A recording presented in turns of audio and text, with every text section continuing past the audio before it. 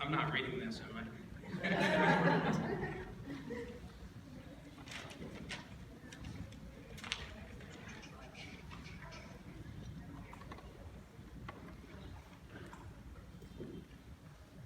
Good morning, everyone. Thank you all for coming. As Ms. Coco said, dyslexia is very personal to me. I was diagnosed with dyslexia when I was 5 years old. I'm the youngest and the only dyslexic in my family. I have two older brothers who you would call natural students. I, however, was the exact opposite of that. I could not write my own name until the second grade. I could not read the alphabet until the third grade. I couldn't count to 10 during hide and seek, and my room was a total disaster. My mother tried everything to help me. She took me to Sylvan Learning Center, Kohan. We even did something called fuzzy reading at one point, if anyone remembers that, and nothing seemed to work. But like many dyslexics, I continued to advance grades, but still memorize the texts when I had to read out loud in class. I still asked my mother to read my English books to me at home, and I could still barely string together a sentence. Yet, I still dreamed of going to college like my two brothers, and even getting an advanced degree, like a PhD or MD. And that made sense. I kept on advancing, and I think overall I was a pretty smart guy. But eventually reality kind of hit for me. In the 10th grade, I found out that I had a 4th grade reading level, so not exactly on track. Shortly after that, I was told by my guidance counselor I would never attend college, and that I should probably look at other options like the military, applying for jobs, or going to a trade school. In that moment, a sense of darkness really crept over my mind, and I thought, maybe my classmates were right. Maybe I am stupid. Maybe I am dumb.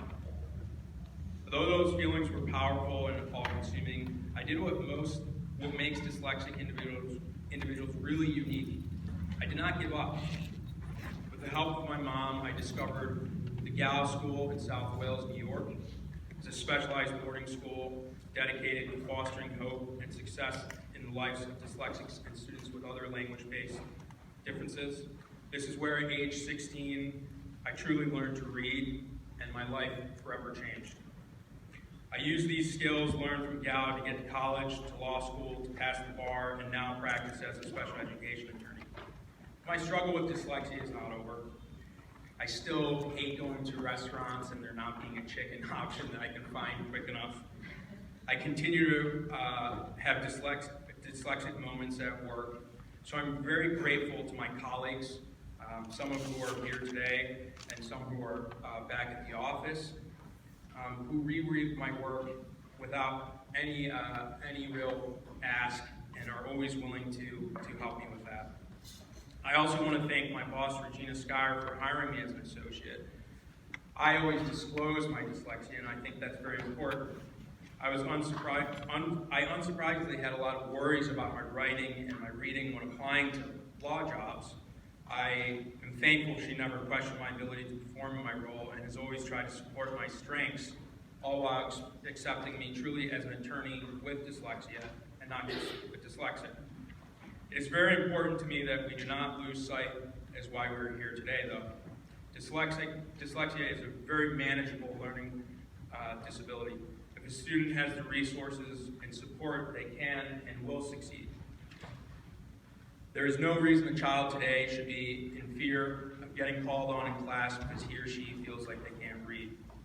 I think Justice Kagan wrote in Bartlett v. New York State Board of Law Admissions the best real paraphrase of dyslexia.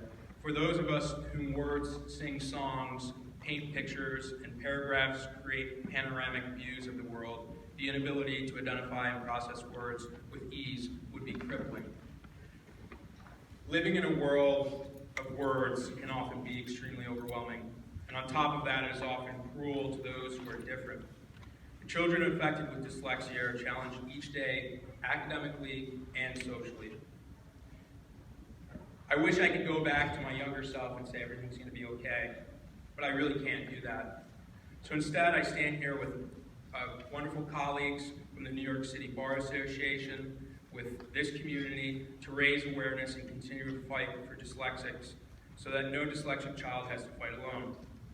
But I want to stress that this is not a fight that is a district versus parent, parent versus district. This is rather a fight to give kids with dyslexia what they're entitled to and what they deserve. Before we start, I would like to thank the following people who helped to make this conference happen.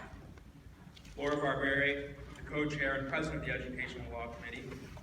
I came to her 8 months ago and said I want to do a dyslexia conference, and she said okay, and I said I want to do a full day, and here we are. So she was always very supportive of that, even with all my executive functioning issues. She was always incredible about that. I want to thank Jesse Cutler and Regina for always supporting this event and for their continued mentorship. I want to thank Evan Rosenberg, who just was newly admitted to the bar, and is going to be a fantastic addition, for helping organize, helping contact speakers, organize the topics, and do some of the research. I also want to thank Neil Rosenberg, who actually was the attorney that I first heard about when I was a student at the Gal School, and I realized that this was an entire industry, and it's why I entered this industry, and also for his help with this conference.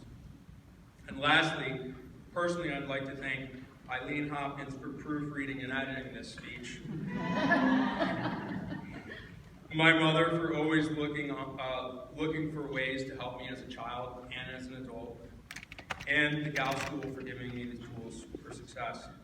With that, I welcome you to this conference, and I'm going to turn you over to Laura, who's going to do a lot of the reading.